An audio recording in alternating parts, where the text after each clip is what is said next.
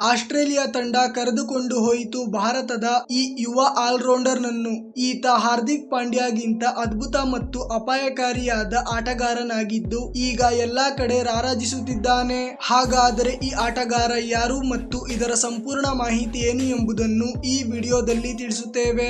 ಆದರೆ ಅದಕ್ಕೂ ಮುನ್ನ ನಿಮ್ಮ ಪ್ರಕಾರ ಹಾರ್ದಿಕ್ ಪಾಂಡ್ಯ ಮತ್ತು ವಿರಾಟ್ ಕೊಹ್ಲಿನಲ್ಲಿ ಯಾರು ಅತ್ಯುತ್ತಮವಾದ ಬ್ಯಾಟ್ಸ್ಮನ್ ಎಂದು ತಪ್ಪದೆ ಕಮೆಂಟ್ ಮೂಲಕ ತಿಳಿಸಿ. ಸ್ನೇಹಿತರೆ, ಹಲವು ಬಾರಿ ಭಾರತದ ಯುವ ಆಟಗಾರರು ಅವಕಾಶ ಸಿಗದ ಕಾರಣ ವಿದೇಶಕ್ಕೆ ಹೋಗುತ್ತಾರೆ ಮತ್ತು ಈಗ ಅದೇ ರೀತಿಯ ಒಂದು ವಾಕ್ಯ ಕಂಡು ಬಂದಿದೆ. ಹಾಗೂ ಈ ಯುವ ಆಟಗಾರನಿಗೆ ಏಕೆ ಇನ್ನೂ ಕೂಡ ಭಾರತ ತಂಡದಲ್ಲಿ ಅವಕಾಶ ಸಿಕ್ಕಿಲ್ಲ ಎಂಬ ಒಂದು ದೊಡ್ಡ ಪ್ರಶ್ನೆ ಕೂಡ ಉಂಟಾಗಿದೆ. ಏಕೆಂದರೆ ಈ ಆಟಗಾರ ಭಾರತ ತಂಡಕ್ಕಾಗಿ ಅಂಡರ್-19 ವರ್ಲ್ಡ್ ಕಪ್ ಅನ್ನು ಕೂಡ ಆಡಿದ್ದಾನೆ. ಆದರೂ ಕೂಡ ಟೀಮ್ ಇಂಡಿಯಾದ ಸೆಲೆಕ್ಟರ್ಸ್ ಗಳು ಈ ಆಟಗಾರನಿಗೆ ತಂಡದಲ್ಲಿ ಆಡಲು ಯಾವುದೇ ರೀತಿಯ ಅವಕಾಶ ಕೊಟ್ಟಿಲ್ಲ.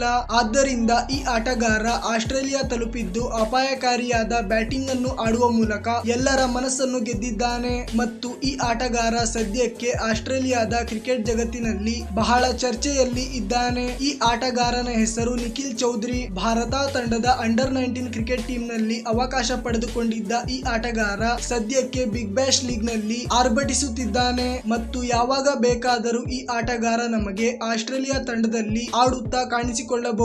27 ವರ್ಷದ ಅದ್ಭುತವಾದ ಈ ಆಟಗಾರ ಬಿಗ್ ಬ್ಯಾಶ್ ಲೀಗ್ ನಲ್ಲಿ ಮೆಲ್ಬರ್ನ್ ಸ್ಟಾರ್ ವಿರುದ್ಧ ಪಾಕಿಸ್ತಾನದ ಬೌಲರ್ ಆದ ಹ್ಯಾರಿಸ್ ರಾಫ್ ಅವರಿಗೆ ಬೆವರಿಳಿಸುವ ಮೂಲಕ ಅಪಾಯಕಾರಿಯಾದ ಬ್ಯಾಟಿಂಗ್ ಅನ್ನು ಆಡಿದ್ದಾನೆ ಮತ್ತು ಕೇವಲ 9 ಎಸೆತದಲ್ಲಿ 32 ರನ್ ಬಾರಿಸಿ ಹಾಗೂ ಬೌಲಿಂಗ್ ಮಾಡುವ ಮೂಲಕ 2 ವಿಕೆಟ್ ಅನ್ನು ಕಬಳಿಸಿ ತಮ್ಮ ತಂಡವನ್ನು ಸೋಲುತ್ತಿದ್ದ ಪಂದ್ಯದಲ್ಲಿ ಗೆಲ್ಲಿಸಿದ್ದಾನೆ. ಈ ಆಟಗಾರ ESPN ಕ್ರಿಕ್ ಇನ್ಫೋ ನಲ್ಲಿ ಮಾತನಾಡುವ ಮೂಲಕ ನಾನು ಕೂಡ ಬ್ರೆಟ್ಲಿ ಅವರ ಹಾಗೆ ವೇಗದ ಬೌಲರ್ ಆಗಲು ಬಹಳ ಪ್ರಯತ್ನಿಸಿದೆ, ಆದರೆ ವೇಗದ ಬೌಲರ್ ಆಗುವಲ್ಲಿ ವಿಫಲವಾದರೂ ನಾನು ಒಬ್ಬ ಅದ್ಭುತವಾದ ಆಲ್ರೌಂಡರ್ ಆದೆ ಹಾಗೂ ಅಂಡರ್-19 ಕ್ರಿಕೆಟ್ ನಲ್ಲಿ ಅವಕಾಶ ಕೂಡ ಪಡೆದುಕೊಂಡೆ ಮತ್ತು ಪಂಜಾಬ್ ತಂಡದಲ್ಲಿ ಆಡುವ ಮೂಲಕ ಹರ್ಭಜನ್ ಸಿಂಗ್ ಹಾಗೂ ಯುವರಾಜ್ ಸಿಂಗ್ ನಂತಹ ದಿಗ್ಗಜ ಆಟಗಾರರಿಂದ ತುಂಬಾ ಕಲಿತೆ ಮತ್ತು ನಾನು 2019 ರಲ್ಲಿ ಮುಂಬೈ ತಂಡದಲ್ಲಿ ಆಡಲು ಕೂಡ 2 ಬಾರಿ ಟ್ರೈ ಮಾಡಿದೆ, ಆದರೆ ಅದರಲ್ಲೂ ಕೂಡ ನಾನು ವಿಫಲವಾದೆ. ನಂತರ ನಾನು ಆಸ್ಟ್ರೇಲಿಯಾದಲ್ಲಿ ಟ್ರೈ ಮಾಡಲು ಪ್ರಯತ್ನಿಸಿದೆ ಮತ್ತು